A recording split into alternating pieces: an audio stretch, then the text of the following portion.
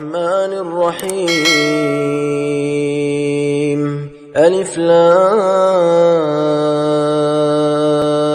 را كتاب أحكمت آياته ثم فصلت من لدن حكيم خبير ألا تعبدوا إلا الله إنني لكم منه نذير وبشير وأن استغفروا ربكم ثم توبوا إليه يمتعكم متاعا حسنا إلى أجل مسمى ويؤتي كل ذي فضل فضله وإن تولوا فإني أخاف عليكم عذاب يوم كبير إلى الله مرجعكم وهو على كل شيء قدير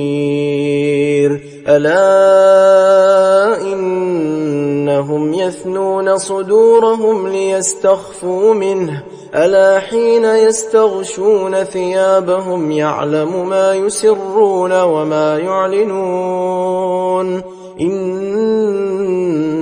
عليم بذات الصدور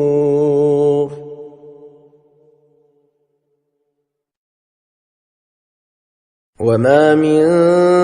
دابة في الأرض إلا على الله رزقها ويعلم مستقرها ومستودعها كل في كتاب مبين وهو الذي خلق السماوات والأرض في 6 أيام وكان عرشه على الماء ليبلوكم أيكم أحسن عملا ولئن قلت إنكم مبعوثون من بعد الموت ليقولن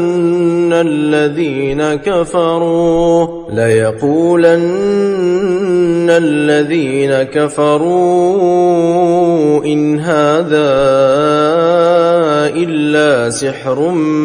مبين ولئن أخرنا عنهم العذاب إلى أمة معدودة ليقولن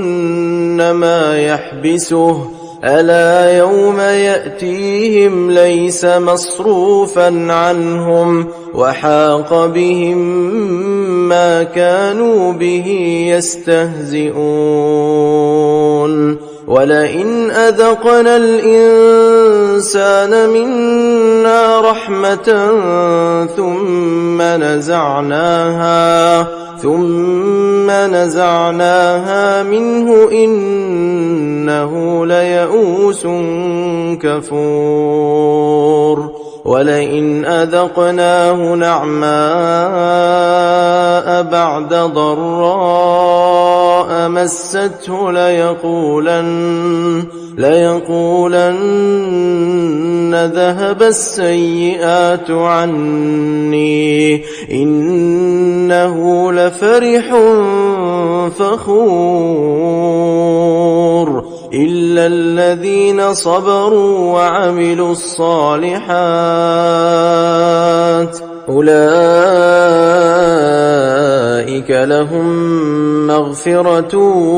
وأجر كبير فلعلك تارك بعض ما يوحى إليك وضائق به صدرك أن يقولوا لولا أنزل عليه كنز أو جاء معه معه ملك إنما أنت نذير والله على كل شيء وكيل أم يقولون افتراه قل فأتوا بعشر سور مثله مفتريات وادعوا من استطعتم من دون الله إن كنتم صادقين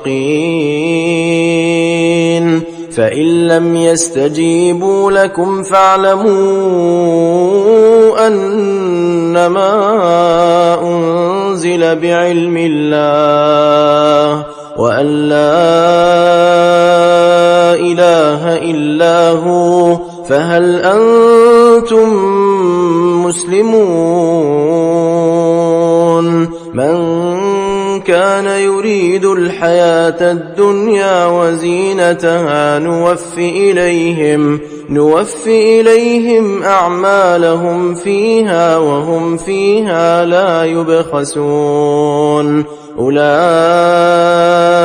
الذين ليس لهم في الآخرة إلا النار وحبط ما صنعوا فيها وباطل ما كانوا يعملون أفمن كان على بينة من ربه ويتلوه شاهد منه ومن قبله كتاب موسى إماما ورحمة أولئك يؤمنون به ومن يكفر به من الأحزاب فالنار موعده فلا تك في مرية منه إنه الحق من ربك ولكن أكثر الناس لا يؤمنون ومن أظلم ممن افترى على الله كذبا أولئك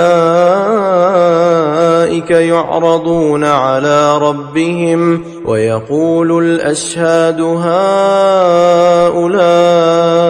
الذين كذبوا على ربهم ألا لعنة الله على الظالمين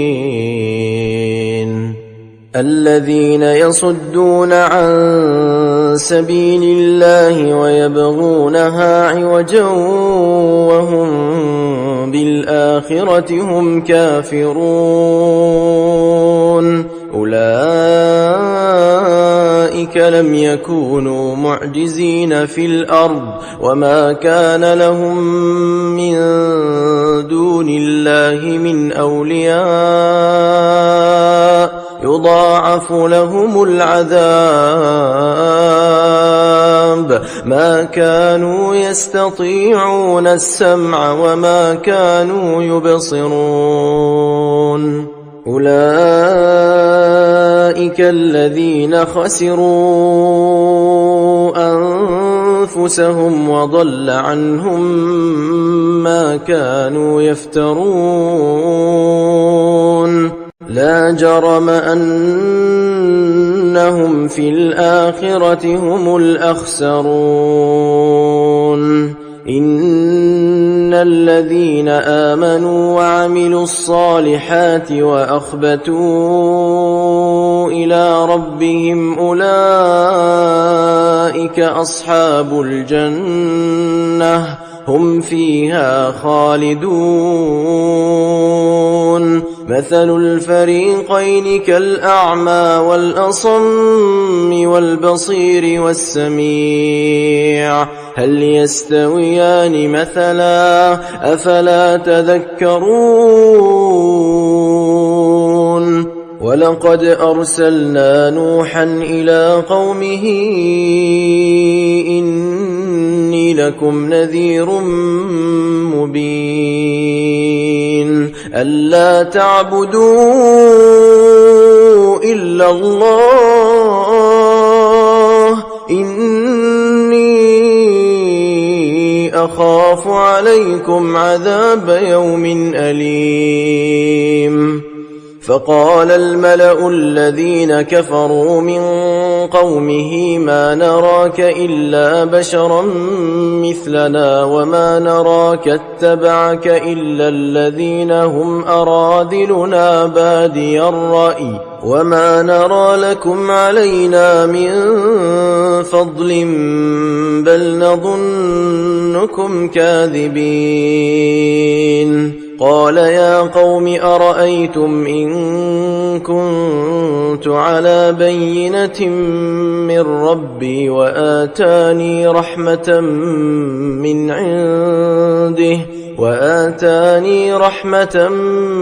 من عنده فعميت عليكم أنلزمكموها وأنتم لها كارهون. ويا قوم لا أسألكم عليه مالا إن أجري إلا على الله وما أنا بطارد الذين آمنوا إنهم ملاقو ربهم ولكني أراكم قوما تجهلون. ويا قوم من ينصرني من الله إن طردتهم أفلا تذكرون. ولا أقول لكم عندي خزائن الله ولا أعلم الغيب ولا أقول إني ملك ولا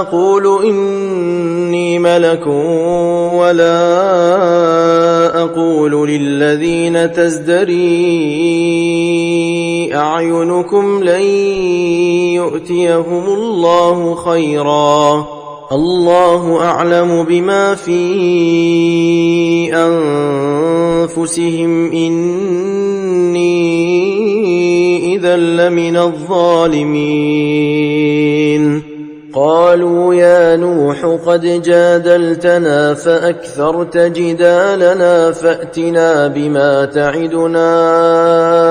إن كنت من الصادقين. قال إنما يأتيكم به الله إن شاء وما أنتم بمعجزين ولا ينفعكم نصحي إن أردت أن أنصح لكم إن كان الله يريد أن يغويكم هو ربكم وإليه ترجعون. أم يقولون افتراه قل إن افتريته فعلي إجرامي وأنا بريء مما تجرمون. وأوحي إلى نوح أنه لن يؤمن من قومك إلا من قد آمن فلا تبتئس بما كانوا يفعلون واصنع الفلك بأعيننا ووحينا ولا تخاطبني في الذين ظلموا إنهم مغرقون. ويصنع الفلك وكلما مر عليه ملأ من قومه سخروا منه قال إن تسخروا منا فإنا نسخر منكم كما تسخرون. فسوف تعلمون من يأتيه عذاب يخزيه ويحل عليه عذاب مقيم. حتى إذا جاء أمرنا وفاردت النور قل نحمل فيها من كل زوجين اثنين وأهلك إلا من سبق عليه القول ومن آمن وما آمن معه إلا قليل وقال اركبوا فيها بسم الله مجريها ومرساها إن ربي لغفور رحيم وهي تجري بهم في موج كالجبال ونادى نوح ابنه وكان في معزل يا بني اركب معنا ولا تكن مع الكافرين قال سآوي إلى جبل يعصمني من الماء قال لا عاصم اليوم من أمر الله إلا من رحم وحال بينهما الموج فكان من المغرقين وقيل يا أرض ابلعي ماءك ويا سماء أقلعي وغيض الماء وقضي الأمر واستوت على الجودي وقيل بعدا للقوم الظالمين ونادى نوح ربه فقال رب إن ابني من أهلي وإن وعدك الحق وأنت أحكم الحاكمين قال يا نوح إنه ليس من أهلك إنه عمل غير صالح فلا تسألني ما ليس لك به علم إني أعظك أن تكون من الجاهلين قال رب إني أعوذ بك أن أسألك ما ليس لي به علم وإلا تغفر لي وترحمني أكن من الخاسرين قيل يا نوح اهبط بسلام منا وبركات عليك وعلى ممن معك وأمم سنمتعهم ثم يمسهم منا عذاب أليم تلك من أنباء الغيب نوحيها إليك ما كنت تعلمها أنت ولا قومك من قبل هذا فاصبر إن العاقبة للمتقين وإلى عاد أخاهم هودا قال يا قوم اعبدوا الله ما لكم من إله غيره إن أنتم إلا مفترون يا قوم لا أسألكم عليه أجرا إن أجري إلا على الذي فطرني أفلا تعقلون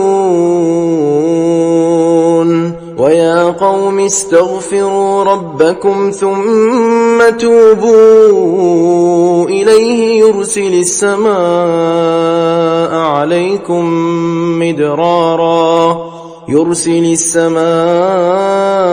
عليكم مدرارا ويزدكم قوة إلى قوتكم ولا تتولوا مجرمين قالوا يا هود ما جئتنا ببينة وما نحن بتاركي آلهتنا عن قولك وما نحن لك بمؤمنين إن نقول إلا اعتراك بعض آلهتنا بسوء قال إني أشهد الله واشهدوا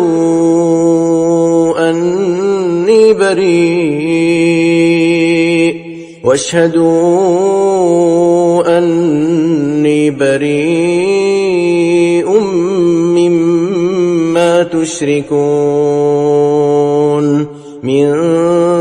دونه فكيدوني جميعا ثم لا تنظرون إني توكلت على الله ربي وربكم ما من دابة إلا هو آخذ بناصيتها إن ربي على صراط مستقيم فإن تولوا فقد أبلغتكم ما أرسلت به إليكم ويستخلف ربي قوما غيركم ولا تضرونه شيئا إن ربي على كل شيء حفيظ ولما جاء أمرنا نجينا هودا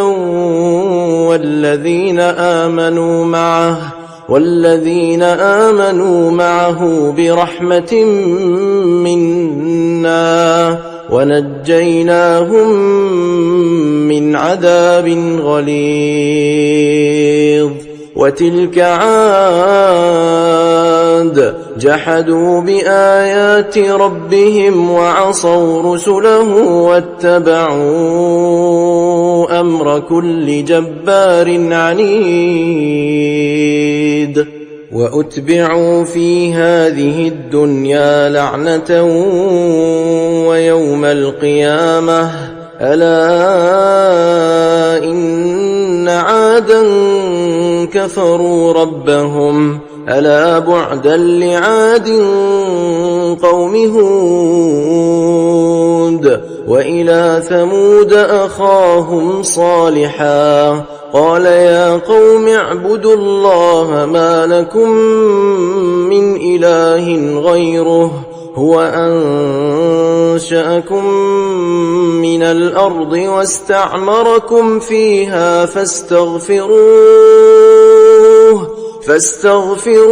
ثم توبوا إليه إن ربي قريب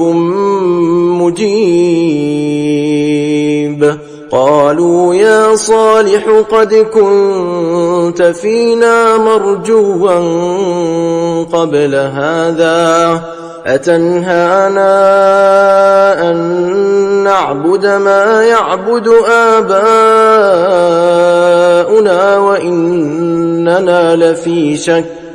وإننا لفي شك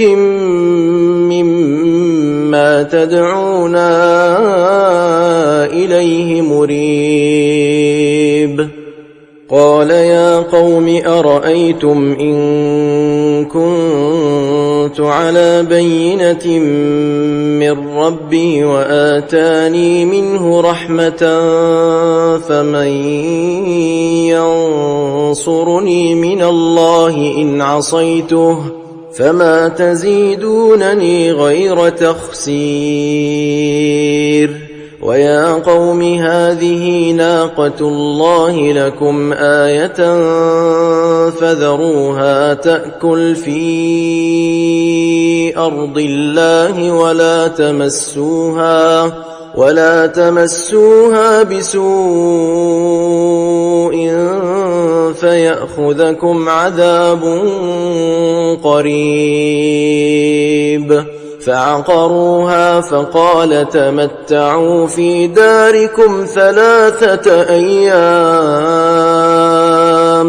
ذلك وعد غير مكذوب فلما جاء أمرنا نجينا صالحا والذين آمنوا معه برحمة منا ومن خزي يومئذ إن ربك هو القوي العزيز. وأخذ الذين ظلموا الصيحة فأصبحوا في ديارهم جاثمين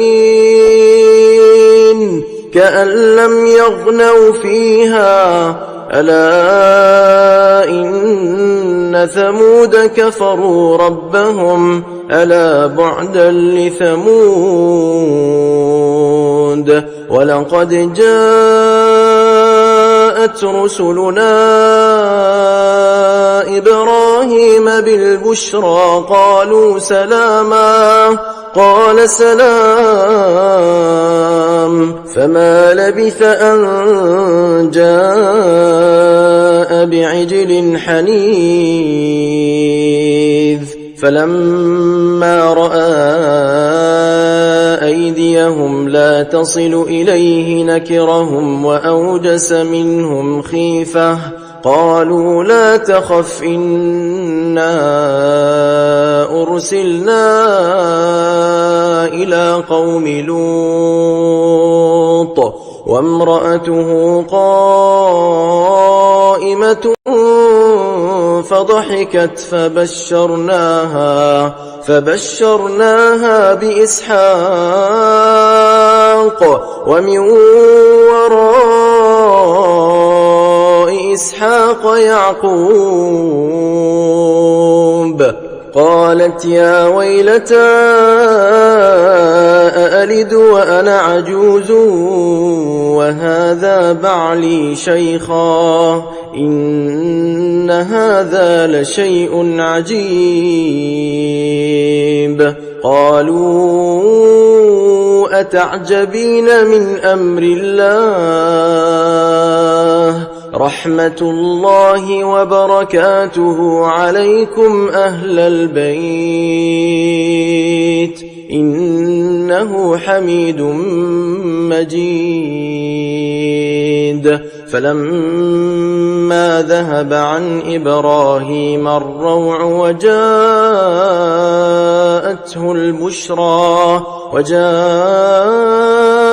البشرى يجادلنا في قوم لوط إن إبراهيم لحليم أواه منيب. يا إبراهيم أعرض عن هذا إنه قد جاء أمر ربك وإنهم آتيهم عذاب غير مردود. ولما جاءت رسلنا لوطا سيء بهم وضاق بهم ذرعا وقال هذا يوم عصيب. وجاءه قومه يهرعون إليه ومن قبل كانوا يعملون السيئات قال يا قوم هؤلاء بناتي هن أطهر لكم فاتقوا الله ولا تخزون في ضيفي أليس منكم رجل رشيد. قالوا لقد علمت ما لنا في بناتك من حق وإنك لتعلم ما نريد. قال لو أن لي بكم قوة أو آوي إلى ركن شديد. قالوا يا لوط إنا رسل ربك لن يصلوا إليك فأسر بأهلك بقطع من الليل ولا يلتفت منكم أحد إلا امرأتك إنه مصيبها ما أصابهم إن موعدهم الصبح أليس الصبح بقريب فلما جاء أمرنا جعلنا عاليها سافلها وأمطرنا عليها حجارة من سجيل منضود مسومة عند ربك وما هي من الظالمين ببعيد وإلى مدين أخاهم شعيبا قال يا قوم اعبدوا الله ما لكم من إله غيره ولا تنقصوا المكيال والميزان إني أراكم بخير وإني أخاف عليكم عذاب يوم محيط ويا قوم أوفوا المكيال والميزان بالقسط ولا تبخسوا الناس أشياءهم ولا تعثوا في الأرض مفسدين بقية الله خير لكم إن كنتم مؤمنين وما أنا عليكم بحفيظ قالوا يا شعيب أصلاتك تأمرك أن نترك ما يعبد آباؤنا أو أن نفعل في أموالنا ما نشاء إنك لأنت الحليم الرشيد قال يا قوم أرأيتم إن كنت على بينة من ربي ورزقني منه رزقا حسنا وما أريد أن أخالفكم إلى ما أنهاكم عنه إن أريد إلا الإصلاح ما استطعت وما توفيقي إلا بالله عليه توكلت وإليه أنيب ويا قوم لا يجرمنكم شقاقي أن يصيبكم مثل ما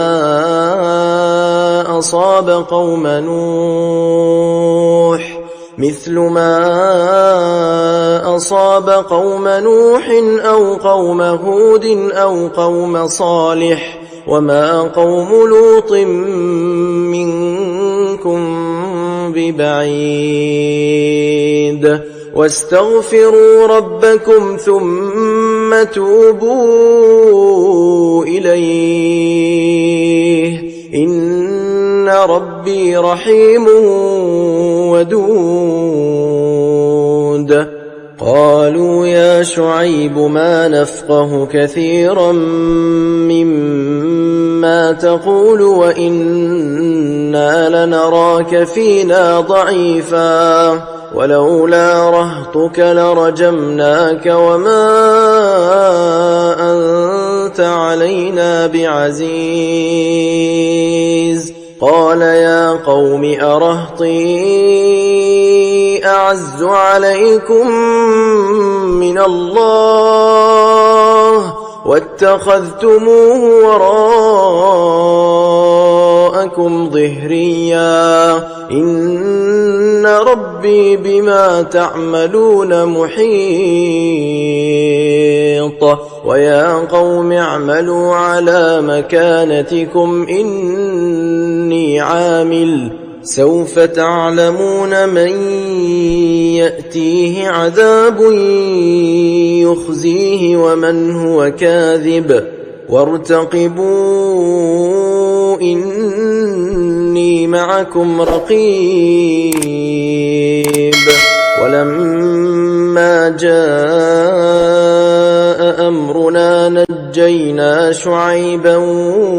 والذين آمنوا معه برحمة منا وأخذت الذين ظلموا الصيحة فأصبحوا في ديارهم جاثمين كأن لم يغنوا فيها ألا بعدا لمدين كما بعدت ثمود. ولقد أرسلنا موسى بآياتنا وسلطان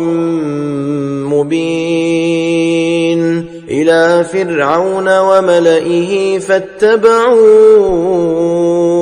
أمر فرعون وما أمر فرعون برشيد. يقدم قومه يوم القيامة فأوردهم النار وبئس الورد المورود. وأتبعوا في هذه لعنة ويوم القيامة بئس الرفد المرفود. ذلك من أنباء القرى نقصه عليك منها قائم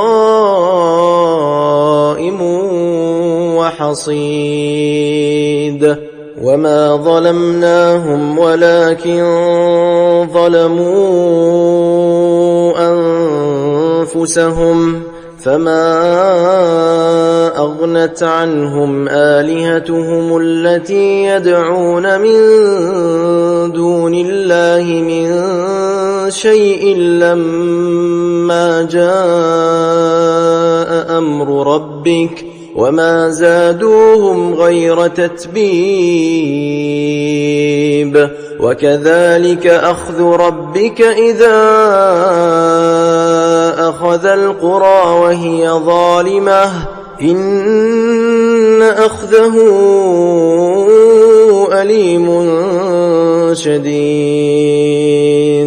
إن في ذلك لآية لمن خاف عذاب الآخرة ذلك يوم مجموع له الناس وذلك يوم مشهود وما نؤخره إلا لأجل معدود.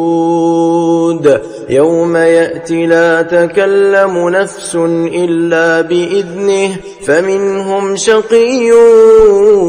وسعيد. فأما الذين شقوا ففي النار لهم فيها زفير وشهيق خالدين فيها ما دامت السماوات والأرض إلا ما شاء ربك إن ربك فعال لما يريد. وأما الذين سعدوا ففي الجنة خالدين فيها ما دامت السماوات والأرض إلا ما شاء ربك عطاء غير مجذوذ. فلا تك في مرية مما يعبد هؤلاء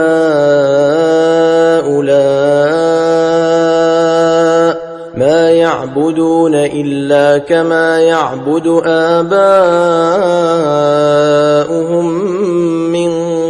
قبل وإنا لموفوهم نصيبهم غير منقوص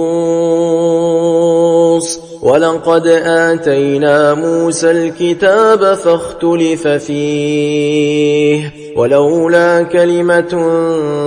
سبقت من ربك لقضي بينهم وإنهم لفي شك منه مريب وإن كلا لما ليوفينهم ربك أعمالهم إنه بما يعملون خبير فاستقم كما أمرت ومن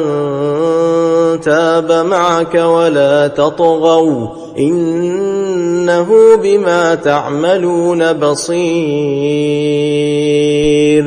ولا تركنوا